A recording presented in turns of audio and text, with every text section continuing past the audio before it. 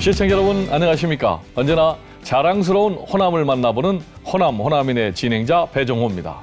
혹시 선사시대의 돌무덤인 고인돌이 가장 많은 고장이 어디인 줄 아시나요? 바로 전라북도 고창인데요. 고창에는 무려 2,000여 개의 고인돌이 있다고 합니다. 모두 세계 문화유산으로 보호를 받고 있는데요. 이 고인돌 속에는 우리가 알지 못했던 놀라운 비밀이 숨겨져 있다고 합니다. 오늘은 고인돌 박사로 불리는 이병렬 박사님을 모셨는데요. 먼저 화면으로 함께 만나보실까요?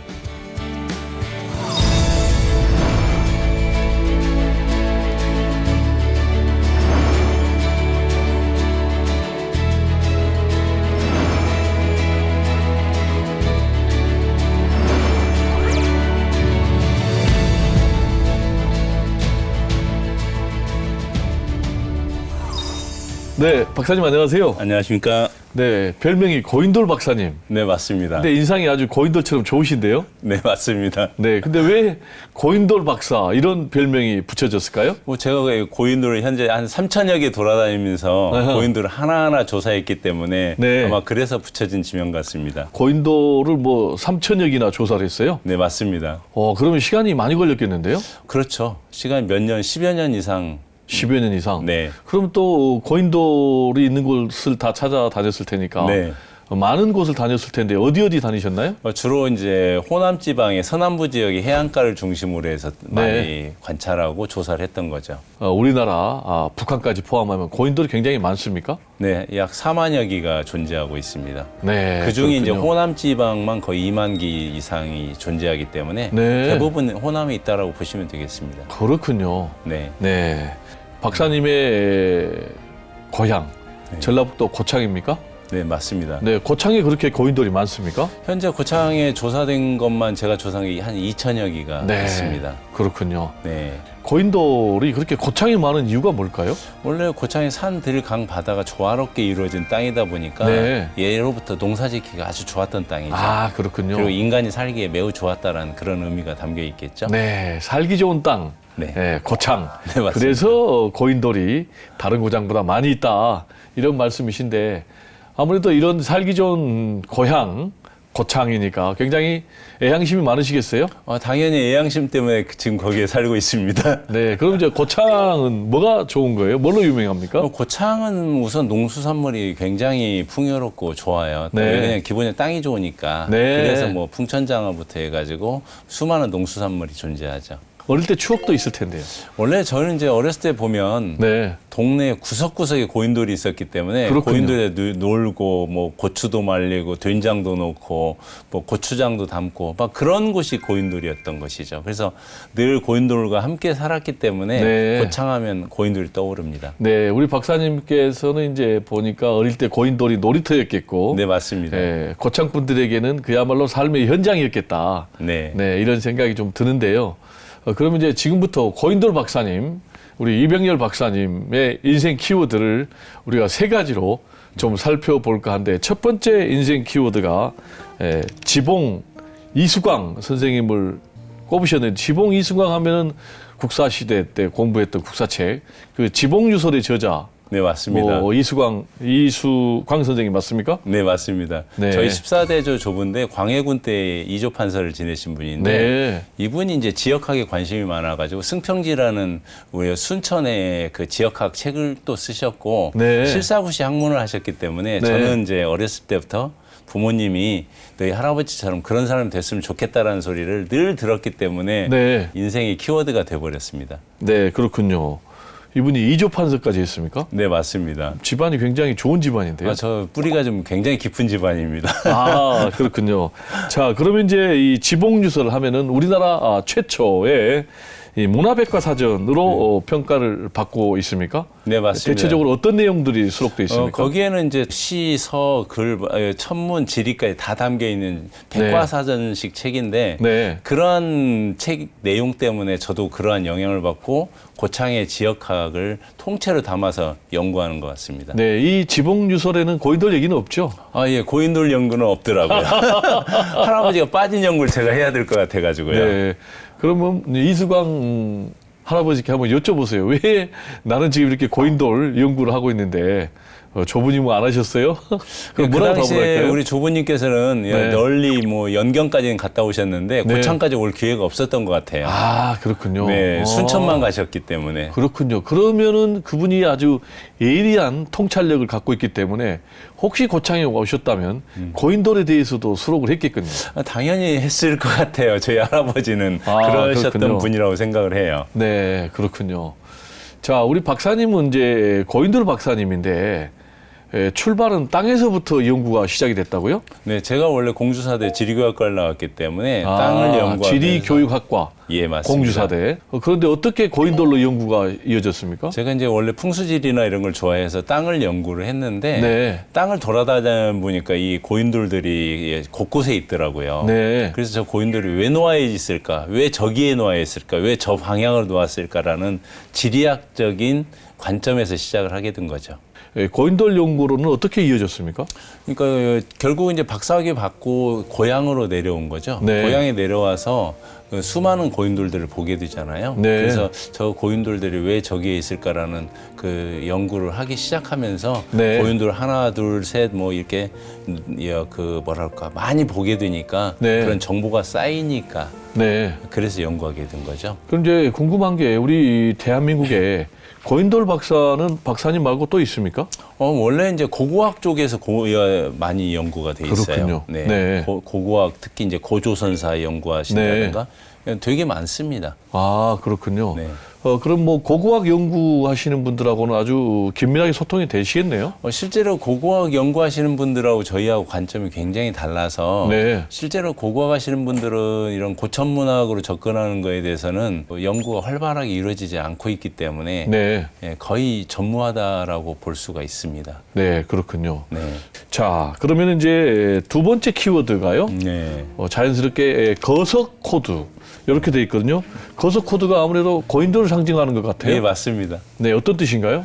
원래 이제 고인돌을 우리 고고학에서는 미기한 선사인들이 만든 무덤으로만 인식을 했잖아요. 그렇죠. 그런데 이제 제가 이걸 연구를 하면서 보니까 어떤 특정한 패턴이 나오는데 그게 태양이나 달, 별들의 움직임을 그대로 반영하고 있더라고요. 네. 그리고 또 하나는 거기에 지리적인 요소까지 결합되어 있는 것을 발견했기 때문에 네. 이게 하나의 패턴이기 때문에 저는 거석 코드라는 말을 사용하게 된 거죠. 고인돌의 의미가 첫 번째로는 이제 선사인들의 무덤. 네. 이거는 맞습니까? 무덤 있는 것도 있고 아닌 것도 있죠. 아, 무덤 아닌 것도 있습니까? 맞습니다. 오히려 무덤 오. 아닌 게 더 많습니다. 그럼 이제 무덤 아닌 것들은 우리 박사님의 견해에 따르면 이게 천문하고 연결돼 있다. 네. 또 지리하고 연결돼 있다. 이런 말씀인가요? 네, 뭐 무덤인 것도 마찬가지입니다. 네. 기본적으로 고인돌 자체는 천문하고 지리와 연관돼 있습니다. 네. 그러면 이제 천문하고 지리하고 고인돌이 연관돼 있다. 네. 이렇게 주장하는 그렇죠. 그 근거는 있습니까? 네, 당연히 있죠. 네, 어떤 근거죠? 고인돌의 어떤 받침돌이나 받침돌의 방향, 네. 아니면 장축이죠. 고인돌 덮개돌의 장축의 방향을 보면 네. 여기에 천문학적인 요소가 그대로 반영돼 있는데 그동안 우리가 몰랐던 거죠. 저 사진 한번 보시면요. 네. 저게 이제 고창에 있는 향산리의 고인돌인데요. 네. 저 두 사진을 보면 정확히 받침돌 4개 사이에 태양이 일모라고 일출이 정확히 들어와 있죠. 아, 정확히 들어왔다는 의미가 뭐죠? 4개 다이사의 중심에 들어와 있죠. 네, 그게 무슨 의미가 있는가요? 저게 뭐냐면 춘분하고 추분 때만 저런 현상이 나옵니다. 아, 평상시에 때는 안 오고. 나옵니다. 네. 왜냐하면 태양이 매일매일 움직이기 때문에. 어허. 저 이야기는 춘분과 추분은 밤과 낮의 길이가 1대1이잖아요. 네. 그때 이제 정 동쪽에서 떠서 정 서로 지는 그 모습이거든요. 그러면 이제 춘분과 추분은 밤과 낮의 길이가 1대1인데 네. 그게 정확하게 고인돌 사이로 들어왔다. 그렇죠. 이게 의미하는 바는 뭐죠? 뭐냐면 그 당시에 이미 선사인들은 천문학적으로 태양의 움직임을 정확히 알고 있었다는 뜻이죠. 아, 태양의 움직임을. 그렇죠. 네. 그러면 태양의 움직임을 정확하게 알고 있었는데 그것하고 고인돌은 무슨 상관관계가 있는 거예요? 과거에 이 사람들이 이런 소위 말해 춘분, 추분이나 동지나 하지와 같은 네. 소위 말해 이지, 이분이라고 이야기하는 이거에 대해서 정확히 알고 있었고 네. 그리고 이것들을 고인돌에 그대로 반영을 했다는 것은 네. 그 당시가 농경사회거든요. 네. 그 농경사회는 때를 알아야 되고요. 네. 그다음 기상과 기후를 알아야 됩니다. 네. 씨를 아무 때 뿌릴 수 없죠. 네. 그래서 저 사람들이 가장 삶에서 절실한 게 기후와 때를 하는 거였습니다. 네. 고인돌을 통해서 그게 명확해지는 거죠. 네, 기후와 기상과 때를 네. 알아서 농경 생활에 접목시키기 위한 도구로 그렇죠. 고인돌이 사용이 됐다라는 예. 게 이제 우리 박사님의 말씀인데요. 네, 그리고 박사님이 또 두 번째로 준비한 고인돌 사진이요. 보니까 고창에 있는 중림리 이 송암 고인돌 군이거든요. 네. 이게 무리 군자니까 고인돌이 여러 개가 있다는 얘기인가 봐요. 네, 맞습니다. 네. 저 송암고인들 보시면 네. 가부터 해서 제가 넘버링을 해놨는데요. 네. 가에서 바로 연결하면 이게 하지 일출이고요. 가에서 말을 연결하면 춘추분 일출이고, 네. 그 다음에 나에서 발을 연결하면 동지 일출입니다. 네. 그리고 사에서 달을 연결하면 남북축을 해놨어요. 네. 저것은 뭐냐면 이미 3,000년 전에 이미 천문학이 거의 다 완성이 됐다는 것을 의미하거든요. 네. 제가 봤을 때는 세계에서 가장 오래된 달력이라고 저는 표현하고 있습니다. 그러니까 고인돌 지금 뭐 송암 고인돌은 달력이다. 네. 그리고 또 이게 천문대다 이렇게 인식한 겁니까? 맞습니다. 네, 어떤 의미에서 이게 천문대가 되는 거죠? 왜 그러냐면 보시면 저 고인돌이 배치에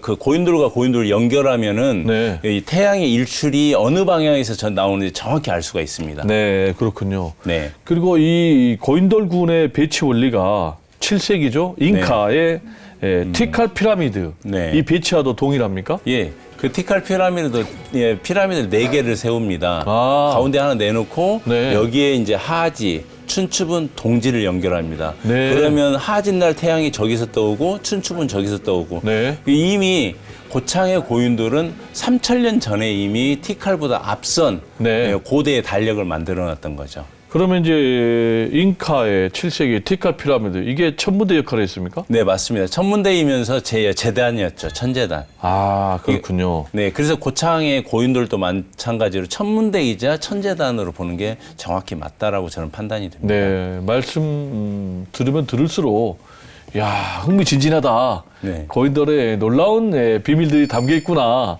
이런 생각이 드는데요. 또 관련된 뭐 사진들을 몇 장 더 준비하셨죠? 예, 맞습니다. 함께 보시면서 설명할까요? 저 사진이 중요합니다. 고인돌 보면 A, B, C, D 4개가 고인돌 군락지들이거든요. 아하. 근데 이 군락지들 제가 항공사진으로 연결을 해봤는데 일직선으로 배치가 되어 있습니다. 네. 저는 우연이 아니죠. 일직선 필연이죠. 배치는 의미가 뭐죠? 저게 뭐냐면 춘분과 추분의 일출 일몰 방향으로 고인돌을 저렇게 배치를 해놓은 겁니다. 네. 저 거리가 10km입니다. 네. 그렇군요. 네. 자, 그러면 지금 또 우리 박사님께서 논문도 발표를 했어요. 네. 뭐 관련된 논문이겠죠? 네, 그러니까 맞습니다.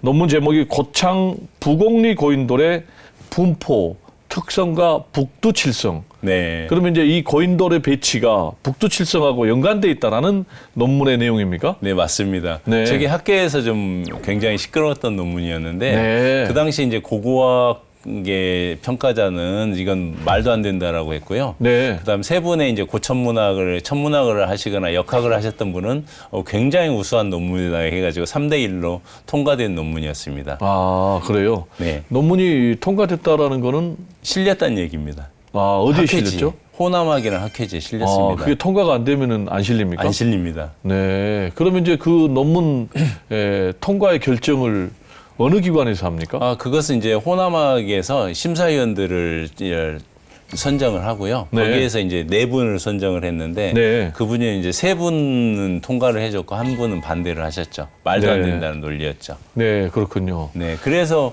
이제 그 북두칠성 고인돌이 왜 중요하냐면요. 네. 그 시루봉이라는 봉을 중심으로 군락지가 고인돌 군락지가 10군데가 있었는데 이걸 네. 항공사진에 제가 찍어본 거예요. 네. 그런데 그 시루봉을 중심으로 거대한 북두칠성으로 고인돌군을 배치한 걸 제가 처음으로 발견한 거죠. 그렇군요. 이게 이제 굉장히 학계에서도 좀 시끄러웠고요. 네. 그래서 이게 이제 언론에도 좀 많이 탔던 그 내용이었습니다. 네, 우리 박사님의 고인돌과 관련된 이제 논문이 기존의 학계에 엄청난 센세이션을 일으켰는데 크게 정리하면 고고학에서는 말이 안 된다. 네, 맞습니다. 그러나 뭐 천문, 역학, 네. 건축학에서는 상당히 이게 신빙성이 있다. 네, 맞습니다. 이렇게 이제 찬반 양론이 팽팽한 네. 그런 상황인데 고인돌 연구하시면서 애로사항도 많았을 것 같아요.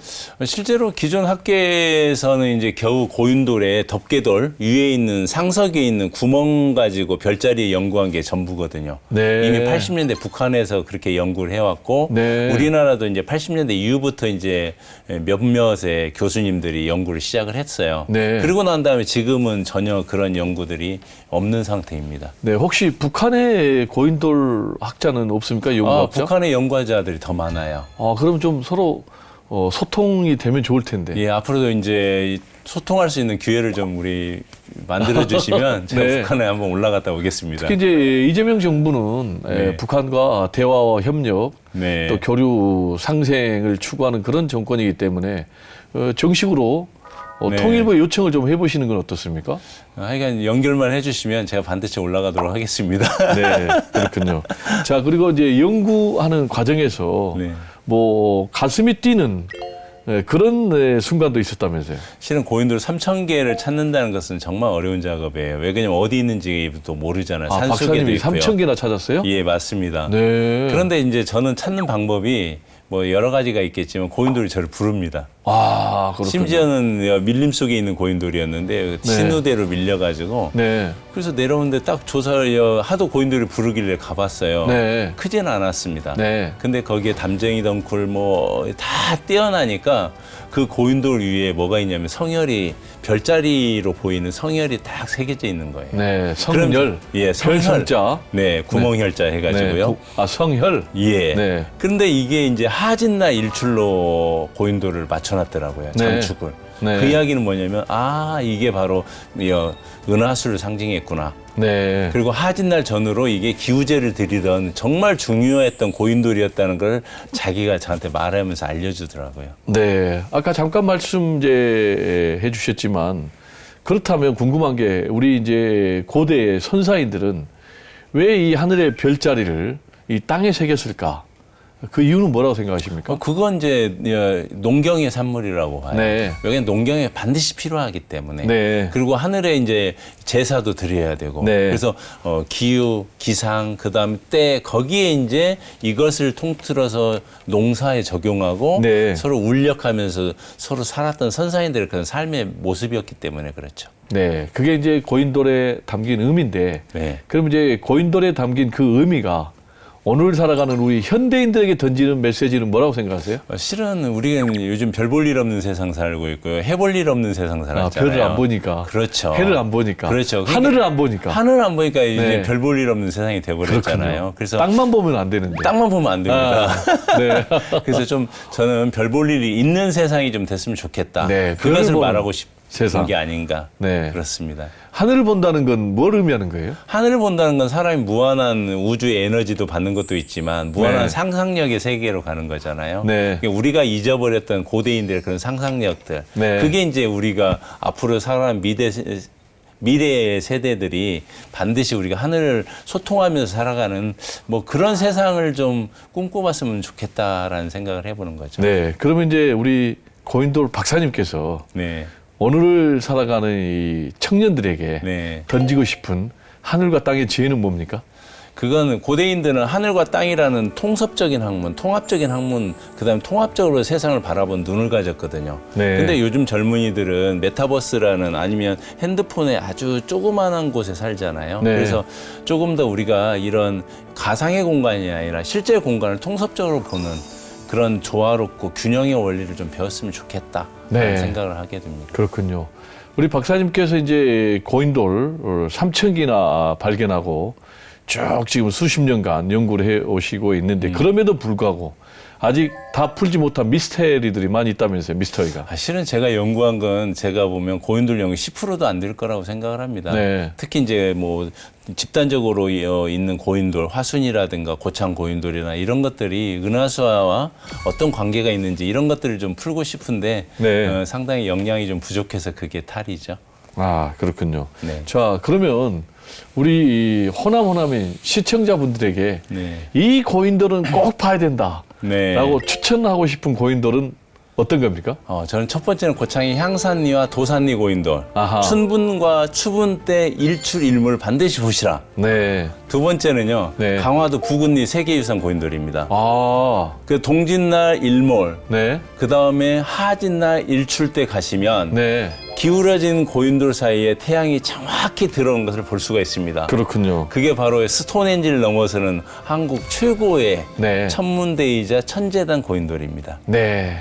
한국 최고의 천문대 네, 맞습니다. 선사인들이 만든 그 천문대를 한번 꼭 살펴보시라라는 이제 그런 말씀이고요. 네네. 자, 이제 마지막 세 번째 키워드가 고창학입니다. 네. 네. 고창을 그렇게 좋아하시는 거예요? 네, 당연하죠. 네. 고창학의 의미는 뭐예요, 우리 박사님께? 실은 이 지역에 이런 향토사학자들이 많이 있었지만 네. 지역학을 정리한 사람이 없었거든요. 네. 이게 굉장히 난잡하게 이제 정리는 돼 있는데 네. 이런 이제 저희들 같이 정통적인 이제 학계에서 있었던 사람들이 네. 지금 그런 걸 정리해서 고창이면 고창학, 정읍이면 정읍학 이런 식으로 학문적으로 정립하는 그런 의미를 담고 있습니다. 네. 학문적으로 정립하는 그런 노력이 필요하다. 네네. 라는 것과 관련해서 우리 박사님께서는 뭐 고창의 지역사 연구에도 많은 업적을 남겼네요. 네.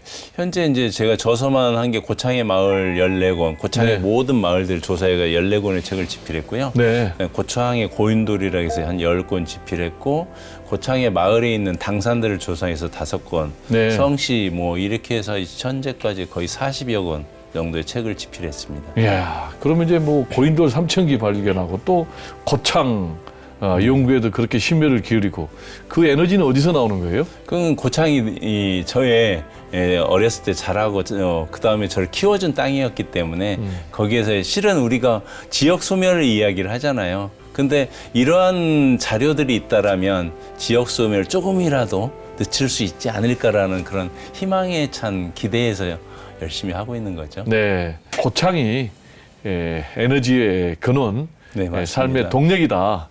이렇게 이해가 되는데요. 이렇게 연구하시면은 먹고 사는 문제는 어떻게 해결하는 거예요? 이제 연구 용역도 하고요. 네. 강의 좀 많이 나가고. 네. 그러면서 이제 살아가는 거죠. 네, 혹시 뭐 중앙 정부라든지 우리 사회의 연구와 관련해서 하시고 싶은 말씀 있으십니까? 실은 이제 중앙정부에서 대부분 연구 용역이나 이런 건 대학이라든가 이런 연구소로 지원을 하다 보니까 네. 실제로 지역에서 이렇게 자생적으로 하는 그런 단체들에 대한 지원들은 거의 없거든요. 네. 아니면 이제 지자체에서 하는 정도인데 중앙정부에서 이런 지역에 정말 필수적인 사람들은 좀 키워야 된다. 네. 우리가 지역 소멸 이야기하면서 거기에 건물 지을 돈이 있어도 사람 키우는 작업 안 하거든요. 네. 좀 사람 키우는 데서 좀 더 전력을 해주시면 좋겠다.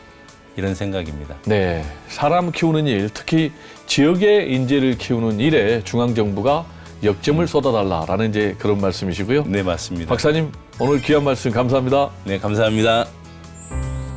호남의 정신이 한국 민주주의의 상징이 되었잖아요. 저는 그것을 고인돌에서 찾았습니다. 고인돌을 만들던 사람들이 그리고 고인돌의 천자를 올릴 때 모든 백성들이 널리 복되게 만드는 홍익인간의 정신을 가지고 만들었거든요. 그 홍익인간의 정신이 나중에 호남으로 와서 호남의 동학농민혁명이 일어나고 광주 민주항쟁이 일어나고 결국 이게 호남 정신의 뿌리가 되었고 앞으로 미래 세대에 호남의 정신이 될 거라고 저는 확신하는 것입니다. 네, 지금까지 고인돌 이병렬 박사님과 함께 고인돌에 담긴 의미와 고대인의 놀라운 지성에 대해서 자세히 알아봤는데요. 고인돌의 마을 전라북도 고창을 찾아서 고인돌의 신비를 알아보는 고인돌 투어를 한번 시도해 보시면 어떨까요? 지금까지 함께해 주신 우리 시청자 여러분들께 진심으로 감사드리고요. KBC 광주방송 호남호남인 다음 이 시간에는 더 재미난 이야기로 여러분을 찾아뵙겠습니다. 지금까지 진행의 배종호였습니다. 감사합니다.